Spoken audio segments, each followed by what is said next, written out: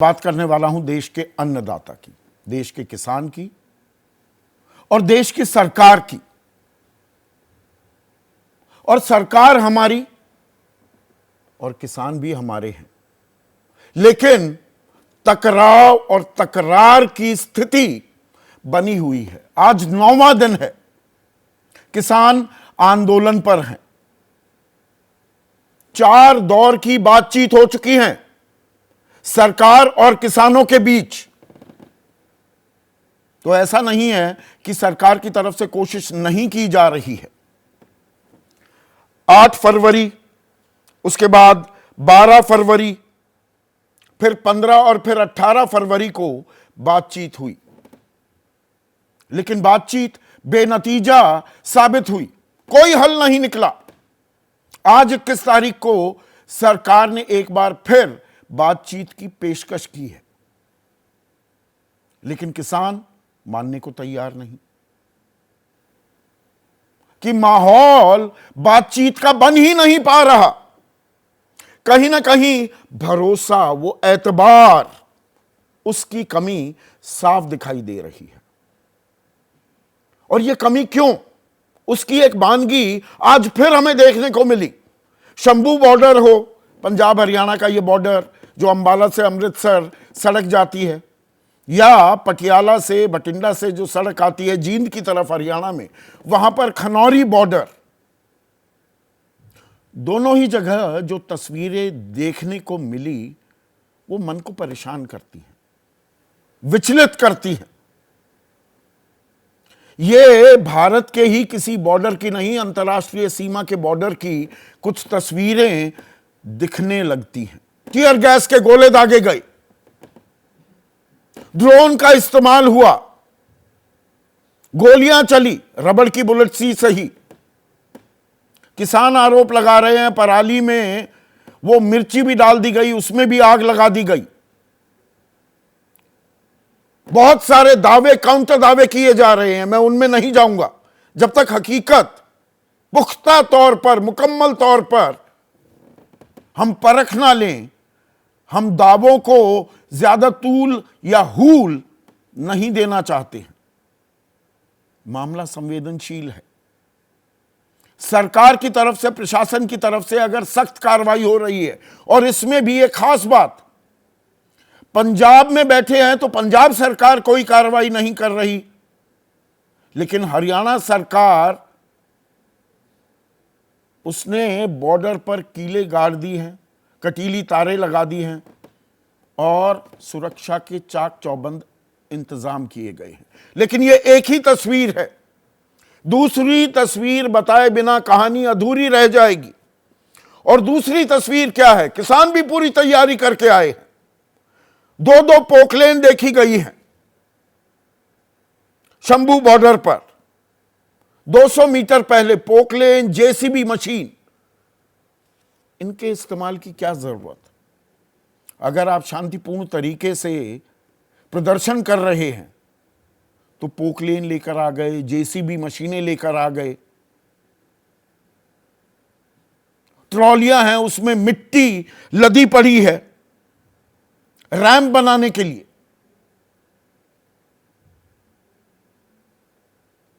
तो ये कोई मिलनसार सा रवैया तो नहीं दिख रहा है। ये बातचीत का माहौल तो बन ही नहीं रहा, जबकि बातचीत हुई है। चंडीगढ़ में बातचीत हुई और टीयर गैस इतनी छोड़ी जा रही है कि किसानों को वहां पर मास्क लगाने पड़ रहे हैं, आंखों पर भी, मुंह पर भी। घायल हो रहे हैं किसान। ये तस्वीरें आप देखिए। जब हम न्यू इंडिया की बात करते हैं, नए भारत की बात करते हैं, विश्व गुरु बनने का संकल्प साधते हैं, ये तस्वीरें उसकी गवाही नहीं देती। इससे लोकतंत्र, प्रजातंत्र मजबूत होता है क्या? और बात अब मांगों को लेकर, दरअसल मैंने गलत शब्द का इस्तेमाल किया। किसानों की माने तो वो कह रहे हैं कि सरकार ने जो वादे किए थे वो पूरे नहीं किए। हम तो वादों को याद दिला रहे हैं। सरकार ने वादा किया था कि एमएसपी को प्रभावी बनाया जाएगा।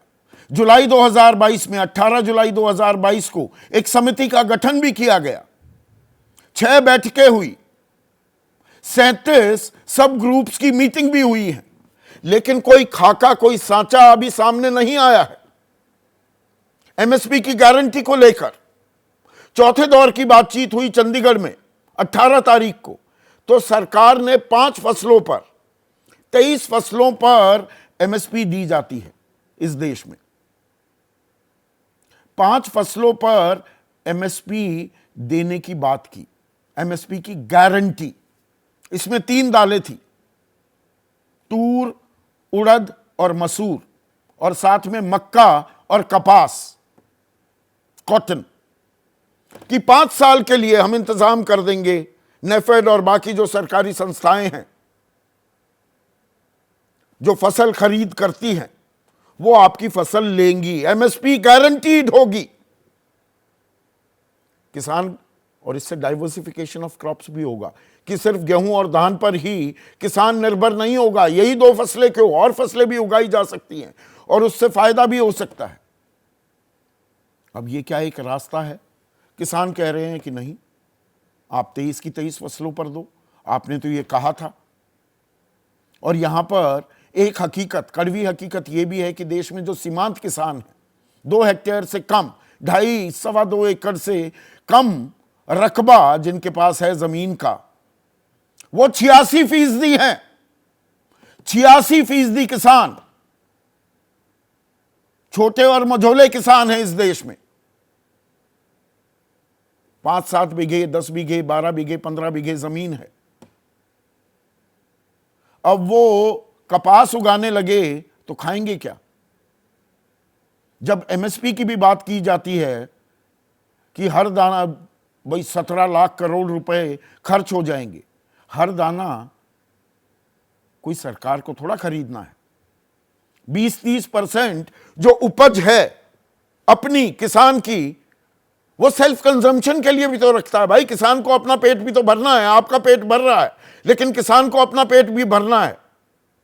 तो 20-30% वो गेहूं या चावल जो बोता है, उगाता है, काटता है, उसे अपने घर में ही रखेगा ना, उसे बेचने थोड़ा जा रहा है।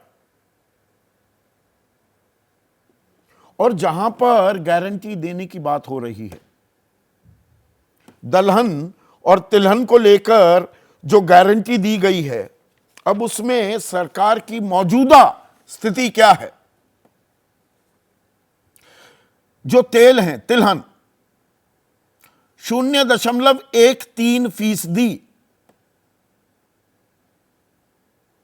100 किलो अगर उगता है देश में तिलहन, तो उसका 130 ग्राम ही खरीदा जाता है। और दालों की बात, 3 दालों के लिए एमएसपी गारंटी कर रहे हैं। आज की तारीख में हालत क्या है? 0.43% दालें ही एमएसपी पर खरीदी जाती हैं। 0.43%, 430 ग्राम 100 किलो में से, आधा किलो भी नहीं। और ज्वार, बाजरा, मक्का, रागी, मक्का की भी खरीद का प्रस्ताव दिया है सरकार ने। 0.26% पाइया, 100 किलो में से पाव भर ही ज्वार, बाजरा, मक्का, रागी खरीदा जाता है। और इसके साथ और जो मांगे हैं, जो बिजली संशोधन विधेयक है, अब वो कानून भी बन गया, उसे वापस लेना हो, कर्ज जो है किसानों का, क्या वो माफ किया जाएगा? जैसे 14.5 लाख करोड़ रुपए बट्टे खाते में चले जाते हैं, एनपीए घोषित कर दिए जाते हैं। या लखीमपुर खीरी में जो हुआ, वहां पर कानूनी कार्रवाई किसानों पर भी जो होती दिखाई दी, क्या वो वापस ली जाएगी? ये ऐसे मसले नहीं हैं जिनका हल ना निकाला जा सके। आसानी से हल निकल सकता है क्या? और वो भाईचारे का माहौल क्या कायम हो पाएगा? या ये तनातनी, ये देश के लिए फायदेमंद नहीं है किसी भी कीमत पर। और चुनावी मौसम भी है, तो राजनीति भी गरमाएगी। इसमें राजनीतिक नफा नुकसान भी आड़े आने लगेगा। किसी को लगेगा हमारा फायदा हो जाएगा, किसी को लग रहा है हमारा नुकसान होगा, लेकिन देश का फायदा हो रहा है क्या? मैं इस चर्चा को एक बड़े मकाम तक ले जाने की कोशिश कर रहा हूं। अब जो बयान आ रहे हैं, अर्जुन मुंडा जो कृषि और किसान कल्याण मंत्री हैं, पूरे मंत्रालय का नाम कृषि और किसान कल्याण है, और किसान का कल्याण तो तब होगा जब मेहनत की माकूल कीमत मिलेगी। वो किस तरह से दी जा रही है वो अहम हो जाता है। C2+50 फॉर्मूला देने वाले MS स्वामीनाथन को भारत रत्न से तो नवाजा जाता है, लेकिन उनकी सिफारिश को लागू क्यों नहीं किया जा रहा, इस पर खुलकर चर्चा क्यों ना हो जाए? अगर देश की अर्थव्यवस्था पर ज्यादा बोझ पड़ रहा है तो यह बात समझाई जाए। भाई देश किसी और का नहीं, आपका, मेरा, हम सबका है। तो अर्जुन मुंडा कह रहे हैं समाधान बातचीत के लिए किया जा सकता है। अपील करते हैं 5वें दौर की बातचीत हो, और मुद्दा चाहे MSP का हो या पराली का हो या FIR का हो। अरे तो somebody has to make a beginning, शुरुआत तो हो। जगजीत सिंह डल्लेवाल इस आंदोलन के बड़े चेहरों में से एक, उनकी तबीयत भी नासाज हो गई, इतना टीयर गैस आज गिरा है वहां पर, वो थोड़ी देर के लिए बेहोश हो गए थे। कार्यक्रम में आने वाले थे, आ पाएंगे या नहीं अभी मुझे मालूम नहीं है। हम आगे गए, डल्लेवाल साहब कह रहे हैं सरकार ने हमें बातचीत का न्योता दिया, सरकार हमारे खिलाफ प्रचार करती है। तो प्रचार क्यों किया जा रहा है? या सरकार कर रही है या राजनीतिक दल कर रहे हैं? वो अपना नफा नुकसान आंक रहे हैं क्या? किसानों को वो खालिस्तानी, पाकिस्तानी, आतंकी ऐसी संज्ञाओं से नवाजा गया था पहले, और जब 81 करोड़ 35 लाख लोगों को अन्न दिया जाता है, 5 किलो अनाज दिया जाता है, वो यही किसान देते हैं। पर इसका मतलब ये नहीं कि किसान कानून भी अपने हाथ में लेने की कोशिश करे।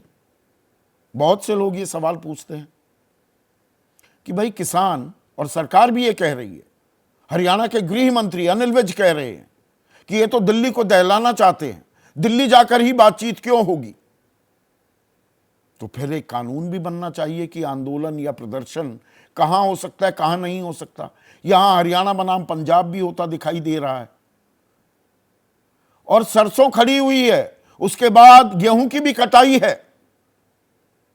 किसान अगर अपनी खेत छोड़कर आ रहा है तो वो क्यों आ रहा है? ये दर्द भी समझने की जरूरत है। और सरकार की दिक्कतें क्या है, और क्यों वो अपना वादा पूरी तरह से पूरा नहीं कर पा रही है, ये किसानों को भी समझने की जरूरत है। पर यहां समझाई बुझाई का माहौल बन रहा है, या आमने सामने एक तकरार की स्थिति खड़ी हो गई है? Clear and present danger is in front of us.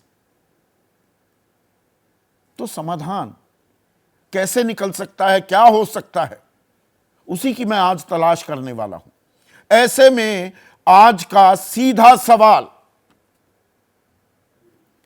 सरकार और किसान निकाल पाएंगे समाधान? दोनों को ही निकालना होगा। जैसे ही घड़ी का काटा दोपहर 2:30 पे आए, बबीता जी का दिल सास बहू साजिश के लिए मचल जाए। और ये है इनकी बहू, पूरे दिन ऑफिस की टेंशन हो जाए गॉन जब ये करें अपना फेवरेट शो फ्री टाइम पे ऑन। इनकी तरह आप भी देखिए अपना फेवरेट शो अपने टाइम पर, और डाउनलोड कीजिए ABP लाइव ऐप अपने स्मार्ट टीवी पर।